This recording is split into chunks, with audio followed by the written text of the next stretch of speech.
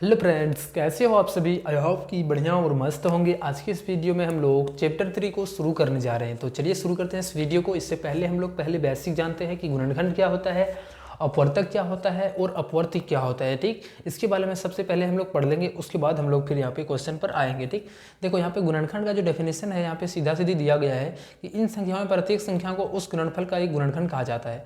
जैसे अगर यदि यहाँ पे हमारे एक संख्या है 3 है, ठीक, 3 को हमने 7 से गुना किया है तो 3 7 क्या है 21 है। तो यहाँ पे क्या है 3 और 7 हमारा 21 का गुणनखंड है। हम ऐसे बोल सकते हैं, क्यों, 3 से कटाएंगे तो 21 भी कट जाएगा, 7 से कटाएंगे तो 21 भी कट जाएगा। इसका मायने जो 21 का गुणनखंड है वो क्या है 3 और 7 है। ठीक, ऐसे ही हम लोग यहाँ पे अगला जो है क्वेश्चन को यहाँ पे अगला जो संख्या है, जैसे 2 या 6 चुके 24 होता है। यहाँ पे इस तरीके से 24 को तोड़ करके लिखे है। ठीक, तो यहाँ पे देखो यही 24 क्या है कि 2 से भी कट रहा है, 3 से भी कट रहा है, 4 से भी कट रहा है।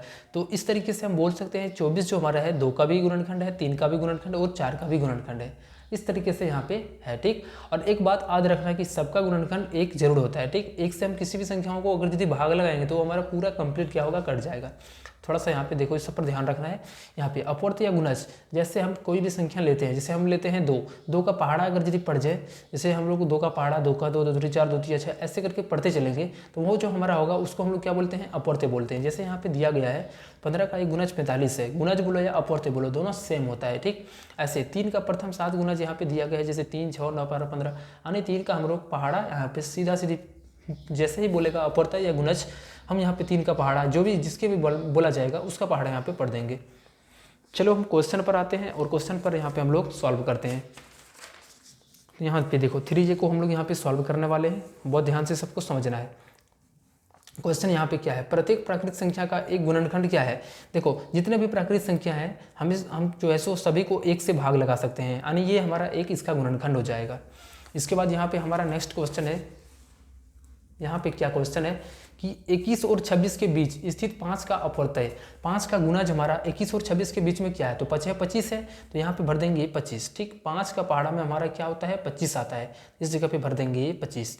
किसी संख्या का सबसे छोटा गुणनखंड क्या होता है, सबसे छोटा गुणनखंड यानी सबसे छोटा गुणनखंड जो सबसे कट जाए पूरी, तो वो हमारा 1 होता है, तो यहाँ पे भर देना है 1। ठीक, यहाँ पे किसी संख्या का सबसे बड़ा गुणनखंड क्या होता है, तो वही संख्या होता है। ठीक, अगर किसी संख्या का जो सबसे बड़ा गुणनखंड होता है जो भी रहता है, जैसे हम 15 को लिखेंगे, जो उसका सबसे बड़ा बड़ा गुणनखंड होता है वो 15 ही होता है। ठीक, उसके नीचे और सब हो सकता है, लेकिन सबसे बड़ा जो होगा वो स्वयं संख्या ही होगा। यहाँ पे भी भर देंगे वही संख्या या फिर स्वयं। किसी संख्या का सबसे छोटा अपवर्त्य वही संख्या ही होता है। ठीक, तो यहाँ पे लिखेंगे इसमें भी स्वयं। अब यहाँ पे क्वेश्चन है और इसमें बोला गया कि निम्नलिखित संख्याओं के सभी गुणनखंड लिखिए, इनके सारे गुणनखंड को लिखना है। देखो गुणनखंड हम लोग कैसे लिखते हैं, जैसे हमारे पास एक संख्या पहले क्या दिया गया है 42 दिया गया है ना, थोड़ा सा यहाँ पे जैसे ये 42 है, तो 42 हमारा किस किस के पहाड़े में आता है, 1 के पहाड़े में तो सभी आते हैं, 2 के भी पहाड़े में आता है, 3 के भी पहाड़े में, 4 के पहाड़े में नहीं आता है। ठीक, 5 के भी नहीं, 6 के पहाड़े में डायरेक्ट, उसके बाद 7 के पहाड़े में, फिर यहाँ पे हमारा जो आएगा किसके पहाड़े में आएगा, अगला हमारा जो होगा डायरेक्ट ये हमारा 42 को देखेंगे तो ये 14 के पहाड़े में आएगा। कितने के पहाड़े में, तो ये 14 के पहाड़े में आएगा, इसके इधर नहीं आएगा। उसके बाद हमारा डायरेक्ट 21 और लास्ट हमारा 42, इस तरीके से इसका एक गुणनखंड हो जाएगा। चलो अगला जो हमारा है 81 है, तो 81 का गुणनखंड का मतलब 81 हमारे कौन कौन से पहाड़े में आता है देखेंगे, तो ये हमारा 1 के पहाड़े में आता है, 2 के पहाड़े में नहीं आता है, 3 के पहाड़े में आते हैं, 3 से इसको भाग लगाएंगे तो ये कट जाएगा। अगला हमारा जो आएगा 3 4 नहीं हो पाएगा, 5 भी नहीं हो पाएगा, उसके बाद 6 भी नहीं, 7 भी नहीं, डायरेक्ट ये 9 होगा। ठीक, उसके बाद हमारा 9 के बाद कौन सा हो जाएगा इसका पहाड़ा, और उसके बाद 9 से हम आगे चलेंगे तो ये 17 के पहाड़े में आता है, और ये हमारा किसी के नहीं डायरेक्ट हमारा 81 के ही पहाड़े में आता है। तो इस तरीके से यहाँ पे सबका गुणनखंड लिखना है। अब देखेंगे तो 19 का बोला गया है, तो 19 हमारा 1 और 19 यही दोनों पहाड़े में भी आता है, क्योंकि ये हमारा एक अभाज्य संख्या भी है, तो इसका केवल 2 ही गुणनखंड होगा। इसमें हमारा चौथा नंबर क्वेश्चन है और इसमें 72 का बोला गया है। ठीक, तो सेम तरीके से देखो 1 के पहाड़े में आएगा, 2 के पहाड़े में, 3 के भी पहाड़े में आएगा, 4 के भी पहाड़े में, उसके बाद 6 के पहाड़े में, 7 के पहाड़े में नहीं, 8 के पहाड़े में आएगा। ठीक, फिर ये 9 के भी पहाड़े में आ जाएगा। नेक्स्ट हमारा जो आएगा वो 12 के पहाड़े में, फिर ये 24 के पहाड़े में आएगा, और ये हमारा जो है सो 18 के पहाड़े में भी आएगा, तो 18 को भी लिख देना है। और जो हमारा आएगा ये किसके, तो डायरेक्ट 36, और ये हमारा 72, तो ये सारे इनके गुणनखंड हो जाएंगे। इससे करके यहाँ पे सबको लिख देना है। ठीक है ना। अब हम लोगों को 30 का लिखा है, 30 का लिखना है तो हमें 1 लिखना है, 2 का पहाड़े में आता है, 3 के पहाड़े में डायरेक्ट 5, फिर से 6, उसके बाद हमारा 10, 15 और ये लास्ट में 30। तो ये हो जाएंगे इसके आंसर। फिर हमारा 54 को बोला गया है, तो 54 देखो हमारा 1 के पहाड़े में आएगा, 2 का पहाड़ा में, 3 के भी पहाड़े में, 4 के पहाड़े में नहीं आएगा, ठीक है ना। ये 6 के पहाड़े में आएगा। उसके बाद हमारा नेक्स्ट जो आएगा वो 9 के पहाड़े में आएगा, ये हो गया। उसके बाद हमारा किसके, तो ये डायरेक्ट हमारा 18 के पहाड़े में आएगा। फिर ये 54 और ये 27 के भी पहाड़े में आएगा, ठीक। तो इस तरीके से ये हमारा इसका गुणनखंड हो जाएगा। चलो 46 का हम लोग गुणनखंड लिखते हैं। तो ये 46 हो गया। 2 से कितना, ये तो हमारे पहले 2 बार में, 1 बार में आएगा, 2 से भी आएगा, और ये 46 का पहाड़ा में और 23 के पहाड़े में, बस इतना इसका गुणनखंड बनेगा, ठीक। अब यहाँ पे तीसरा नंबर क्वेश्चन है, और यहाँ पे तीसरा नंबर क्वेश्चन में क्या बोला गया है कि निम्नलिखित संख्याओं के प्रथम 7 गुणज लिखिए। इसके 7 गुणज लिखना है, यानी इसको हम लोगों को पहाड़ा लिख देना है। जैसे 6 का बोला गया है तो 6 का पहाड़ा लिखेंगे। ये हो गया 6, तो 6 का पहाड़ा 6, 6 दूनी 12, 6 तिया 18, 6 चौके 24, 6 पंचे 30। कितना बोला गया था, 7। तो यहाँ पे 7 तक लिखेंगे, 6 सत्ते 42 तक जाएंगे, 36 हो गया, 6 सत्ते 42। अगला जो हमारी संख्या है वो क्या है, 4 है। तो 4 का पहाड़ा लिखो, 4, 8, 12, 16, 20, 24, 28। सेम तरीके से 12 का पहाड़ा लिखेंगे, 12, 12 दूना का 24, 12 तिया का 36, बर चौक 48, बर पंचे 60, बर छक 72, बर सते 84 तक जाएंगे, ठीक। ऐसे ही करके हम लोग 19 का भी पहाड़ा पढ़ेंगे। अगला जो हमारा है 19 से कम 19, 19 दूनी 38, 19 तिया 57, 19 चौक 76, 19 पंचे 95। फिर हमारा आएगा 19 छेक 14 से, 19 सते 33 से, 19 बस 7 तक ही तो बोला गया है, ठीक है ना। तो एक हम छोड़ रहे हैं 30 का, तो 30 का भी आप लोगों को लिख लेना है, ठीक। अब अगला क्वेश्चन हमारा 4 नंबर का है, और इसमें बोला गया है कि 8 के सभी गुणज जो 100 से अधिक है और 200 से छोटा है। तो सबसे पहले 8 का गुणज हम लोग 100 से अधिक देखेंगे कि होता क्या है।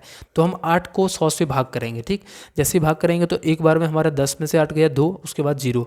8 से देंगे तो 2 बार में 16 होगा, हमारा 4 शेषफल हो जाएगा, ठीक। यानी इसमें से हम +4 करेंगे तो हमारा 100 से प्लस हमारा ये पहला जो है होगा हमारा 8 का गुणज होगा, ठीक।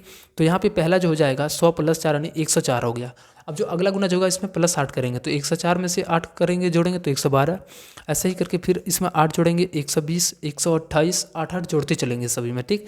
28 और 8 36, 44, 44 और 8 52, 52 8 60, 160 हो गया, 168 और ये 176, 68 76 हो गया। उसके 76 में इसमें 8 जोड़ेंगे तो 184, इसमें 8 जोड़ेंगे तो 192, और लास्ट हमारा बस 200। तो देखो इसके बीच में बोला गया है तो हम 200 को नहीं लेंगे, बस यहीं तक छोड़ देंगे।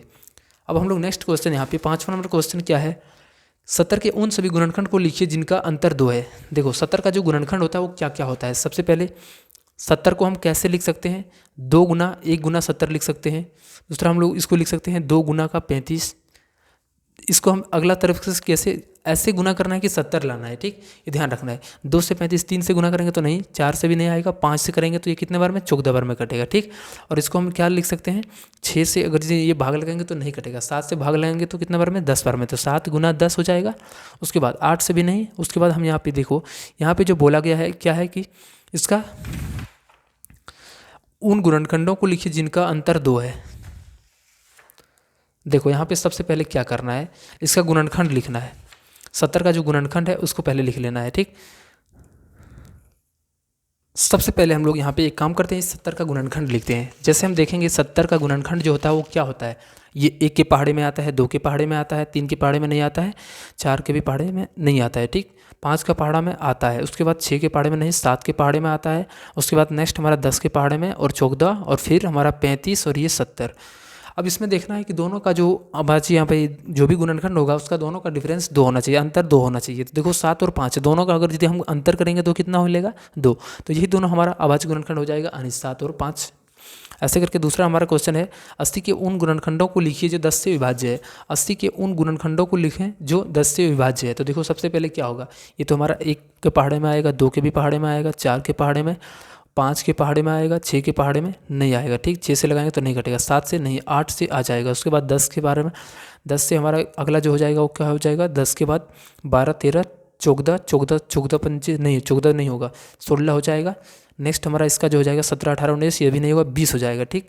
20 हो जाएगा। उसके बाद नेक्स्ट हमारा जो हो जाएगा वो क्या हो जाएगा, इसके बाद हमारा 80 से भाग लगने वाला हमारा क्या हो जाएगा, 40 हो जाएगा, ठीक।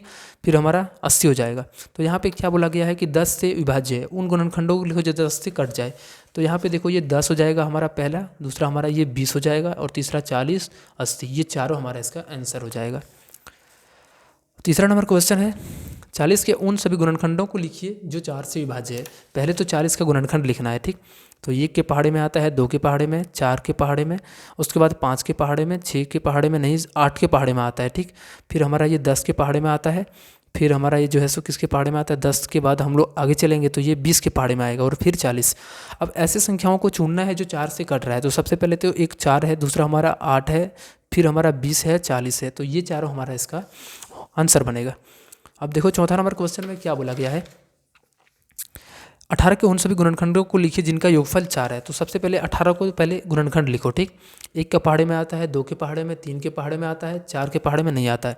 फिर हमारा ये 6 के पहाड़े में आएगा, 9 के पहाड़े में, और फिर हमारा ये डायरेक्ट 18 के पहाड़े में आएगा। अब यहाँ पे जो बोला गया है कि क्या बोला गया क्वेश्चन में, ध्यान से पढ़ोगे तो यहाँ पे बोला गया जिनका योगफल 4 है, दोनों को जोड़ने के बाद योगफल 4 होना चाहिए। तो देखो 3 और 1 दोनों को लेंगे तो योगफल कितना बनेगा, 4। तो यही 3 + 1 = 4 बनाएगा। तो 3, 1 इसका सही आंसर बन जाएगा। पाँचवां नंबर क्वेश्चन है, यहाँ पे क्या है,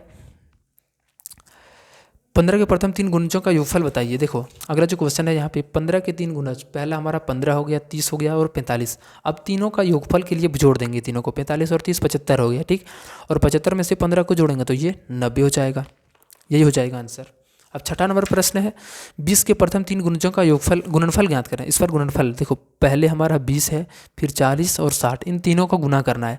तो कैसे गुना करेंगे, देखो डायरेक्ट गुना करेंगे, 2 चौके 8 हो गया, 8 छके 48। तो इस 48 को लिख दो और तीनों के पास मिलकर के कितना जीरो है, 1 2 3, तो यहाँ पे इसको दे दो तीनों जीरो। तो इस तरीके से 48,000 हो जाएगा इसका आंसर। चलो मिलते हैं हम लोग किसी नेक्स्ट टॉपिक में, नेक्स्ट हम लोग अगला वीडियो में मिलते हैं, तब तक के लिए बाय।